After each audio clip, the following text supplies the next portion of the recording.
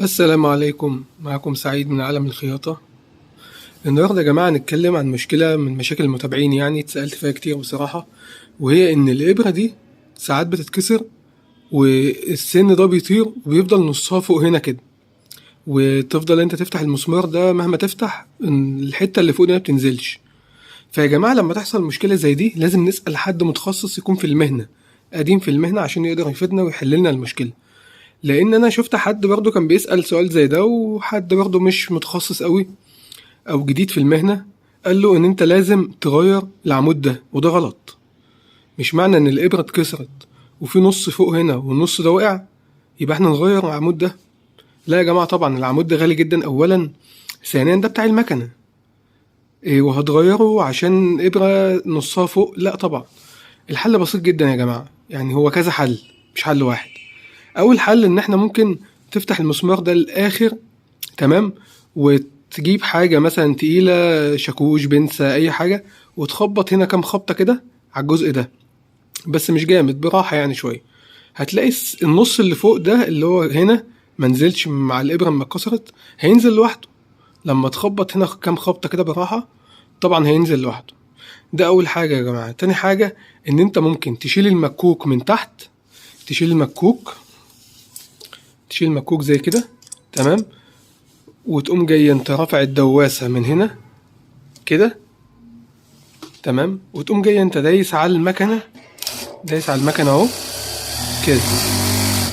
انت اصلا هتفضل شغال كده شوية، شغال على الفاضي، بس شايل المكوك وشايل اللضمة، وهتدوس شوية كده، تمام، هتلاقي السن نزل لوحده من الإبرة من فوق. طبعا العمود نازل طالع، فده ضغط، فهيوقع النص اللي محشور فوق. لكن يا جماعة لما المشكلة زي دي تقابلنا بالناس المبتدئين أو ناس قديمة في المهنة، ما بتبقاش، أو ممكن تقابلك أنت زي يعني عن نفسك، ممكن يعني ممكن تقابلك وأنت مش عارف الحل بتاعها إيه، أو مفيش مشكلة زي دي عدت عليك قبل كده. فأنت هنا بتعمل إيه؟ تقوم جاي أنت شايل طبعا اللضمة بتاعتك والمكوك ومشغلها شوية على الفاضي. ده أول حاجة. السن بتاع الإبرة هينزل، أو إن أنت تجيب مثلا حاجة تقيلة شوية وتخبط هنا، السن يروح نازل لوحده. تمام يا جماعة، دول حلين. تاني حاجة بقى بنتكلم عليها برضو، سبب كسر الإبرة. هي بتتكسر مننا ليه؟ أكيد في أسباب كتير. أولا ممكن تكون الإبرة مش مناسبة نوع القماش، ممكن تكون الإبرة ضعيفة، مش السمك بتاعها ضعيف، السمك بتاعها ضعيف مش مستحمل التخانة بتاع القماش.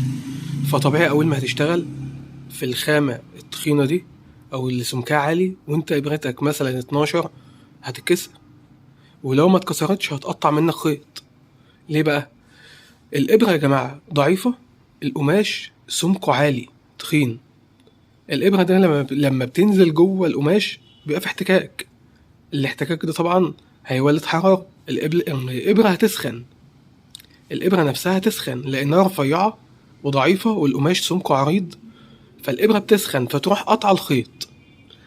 ركز معايا هنا عشان أنا هنا بديك معلومة يعني مش أي حد هيقولها لك، تمام؟ مش جاي اقول لك ان انت ابره ضعيفه وقماش تخين فانت تركب ابره مقاس كبير، لا، انا بقول لك السبب اللي بيخليها تقطع ايه او تتكسر ايه. تمام؟ فانت ابره ضعيفه مع قماش سمكه تخين، الابره دي هتسخن، الفتله هتقطع. فانت هنا لازم تقوم جاي، مثلا انت شغال في خامه تخينه، هتقوم جاي انت جايب ابره مثلا مقاس 16 او 14، هتبقى كويسه. الجنس مثلا ما ينفعش 12 او 14، لازم 16 او 18، لأن الجنس قماشة سمكها تخين، فلازم الإبرة تكون قوية عشان تعرف يبقى فيه يعني تدي غرزة مستقيمة وكويسة من غير ما تقطع معاك خيط أو الإبرة تتكسر منك. تالت حاجة يا جماعة نتكلم عنها مهمة برضو جدا، الدهواسة دي. أول ما بتركب، شايفين يا جماعة هنا، هنا عندك فيه ده الخرم ده، الإبرة دي بتنزل فيه زي كده بالظبط، زي كده اهو، شايف؟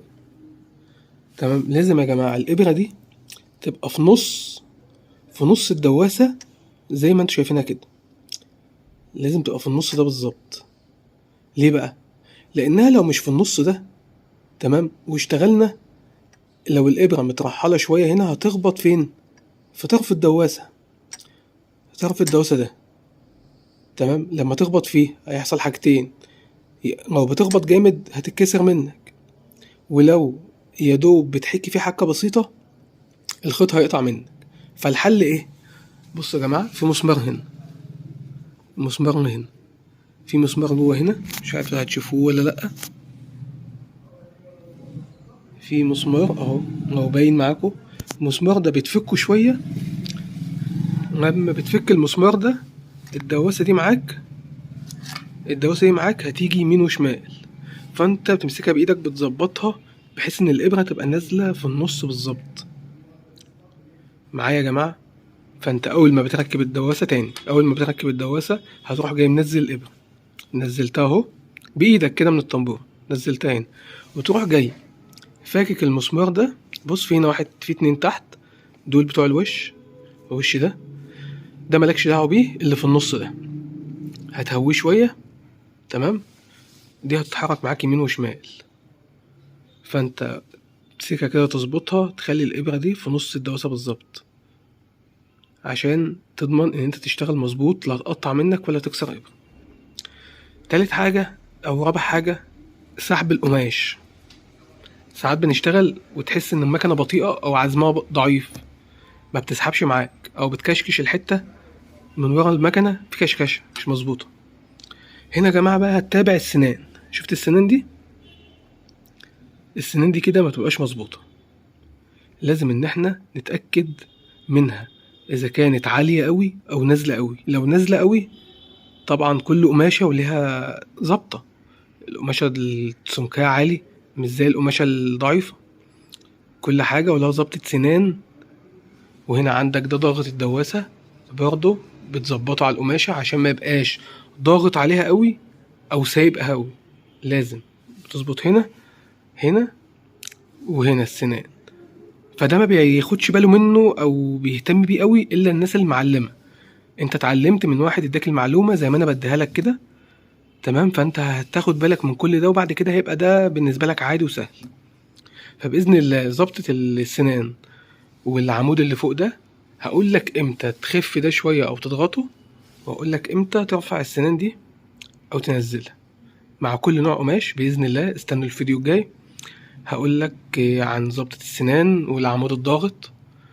فاللي مش متابعني يتابعني ويدوس لايك وشير عشان كده يعني تتابعوا كل جديد بينزل، ويبقى في تقدير بس المعلومة اللي انا بديها لك. السلام عليكم ورحمة الله.